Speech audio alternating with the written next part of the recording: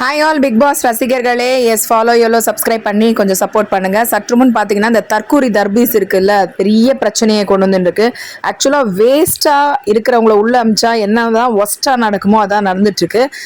காலையில் ஒரு இன்சிடென்ட், சபரி அதுக்கப்புறம் விக்கல்ஸ் இவங்கெல்லாம் வந்து அரோராவோட சும்மா துப்பாருக்கு துப்பாயன்னு விளையாண்டுட்டு இருக்கும்போது அந்த எச்சில் வந்து ஸ்பிட் ஆகுது, அந்த மாதிரிலாம் பண்ணக்கூடாதுன்னு சொல்லிட்டு தர்பீஸ் சொன்னாரு.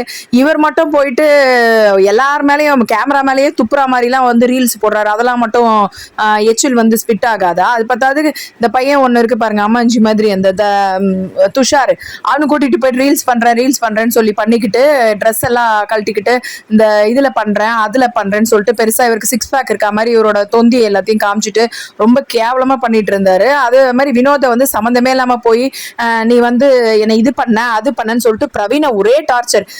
இதெல்லாம் வந்து பின்னாடி அவர் பண்றது தப்புன்னு பேசுறாங்க, ஆனா யாருமே வந்து முன் நின்று பேச மாட்டாங்க. பிரவீன், அதாவது பிரவீனுக்கு சப்போர்ட் பண்ண மாதிரி பிரவீன் ஒரே வார்த்தை, நான் தலை, எனக்கு ரைட்ஸ் இருக்கு, என்னால இதெல்லாம் பண்ண முடியும்னு சொன்னாவே தர்பீஸ் வாய மூடிட்டு தான் இருக்கணும். ஆனா பார்வதி கிட்டையும் தர்பீஸ் கிட்டையும் வந்து பிரவீன் வந்து நான் தலை, எனக்கு ரைட்ஸ் இருக்குன்னு சொல்லவே மாட்டாரு. பிக் பாஸ் வந்து எல்லாருக்கும் ட்ரெஸ் கோடிங் கரெக்டா இருக்கா பாருங்க ஆர்மி ஸ்டைல்னு சொன்ன உடனே போயிட்டு வாட்டர்மெலான் சார் தான் போய் கூப்பிட்டாரு.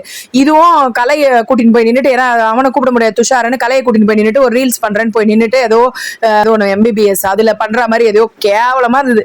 அது எப்பயும் போல ஒன்னும் நல்லா இல்ல. நடிப்பு அரக்கல்ல கிறுக்கல்ல, வேற ஏதாவது வார்த்தை இருந்தா சொல்லலாம். கீழே போட்டு மிதிக்கிற மேட்டு மாதிரி இருக்குது அவர் பண்ற இதெல்லாம். அது கொண்டு போய் பண்ணிட்டு இருக்கும் போது பிரவீன் ரொம்ப சட்டிலா போய் சொல்லும் போது பிடிச்சி வயலன்ஸ் ரெட் கார்டு கொடுத்து அவனை பிடிச்சி ஒரே தள்ளி பிரவீனுக்கு ரத்த கலரி ஆயிடுச்சாங்க. கார்னர்ல போய் இடிச்சு அவ்வளோ கத்தி, நான் அந்த மாதிரிலாம் எதுவுமே பண்ணவே இல்லைன்னா அப்படி பேசுறாங்க. டிவி ஆன் பண்ணாவே ஏன்டா இந்த தர்பீஸ் வந்து நிக்குது அப்படின்ற மாதிரி அவ்வளோ இரிட்டேட்டிங்கா இருக்கு. வினோத்தோட அவ்வளோ நல்லா இருந்தது காமிக்கலா, அதெல்லாம் போச்சு. அதே மாதிரி அதை கேள்வி கேட்க வந்த கனிக்கிட்டையும் வந்து கேவலமா பேசிக்கிட்டு, யார் வந்து இது இவருக்கு சப்போர்ட் பண்ணாம யார் வந்து ஆப்போசிட் சைட்ல பேசினாலும் விஷயங்களை பேசினாலுமே எல்லாருமே பயங்கரமா எடுத்தறிஞ்சு பேசுறது.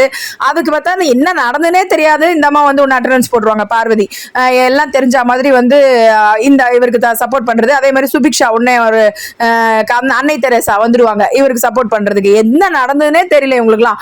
ஆனாலும் அட்டெண்டன்ஸ் போட்டுட்டு இதுல வந்து இன்னொரு பெரிய புழுவு என்னன்னா, கடவுள் பார்த்துட்டு இருக்காரு, மக்கள் பார்த்துட்டு இருக்காங்க. என்ன மக்கள் பார்த்துட்டு இருக்காங்க? முக்காவாசி பேர் ஏன்டா இந்த லூசை உள்ள அமிச்சாங்கன்னு தான் பார்த்துட்டு இருக்காங்க. இதுல இடிச்சு ரத்தமே வந்திருக்காது, என்னமோ தில்லுமுள்ளு பண்ணி ரத்தம் வரா மாதிரி பண்ணிட்டாங்கன்ற. எதுக்கு இந்த மாதிரி மென்டல் கேஸ் எல்லாம் உள்ள அனுப்புறாங்கன்னே சத்தியமா புரிய மாட்டேங்குது. இதுல இந்த விஷயத்துல பாத்தீங்கன்னா இந்த ஒரு பாய்சனஸ் ஸ்னேக் ஒன்று இருக்கு, ரம்யா. இது முதல்ல வெளில போக வேண்டிய டிக்கெட் தான் ஆதிரை மாதிரி. அது இவ்வளவு பெரிய பிரச்சனை கணிக்கு வருது, அழுறாங்க. ஏன்னா FJ-வை வந்து இவங்க கட்டி பிடிக்கிறது எனக்கு விதர்ப்பமா தெரியுதுன்னு சொல்லிட்டு இந்த ஆளு ட்ரெஸ் போடாம இருந்ததுக்கு சொன்னது ரம்யாலாம் கண்டுக்கவே இல்லை. உண்மையாவே இந்த தடவை யார் ஆட்கள்லாம் செலக்ட் பண்ணாங்களோ வஸ்ட்டுங்க.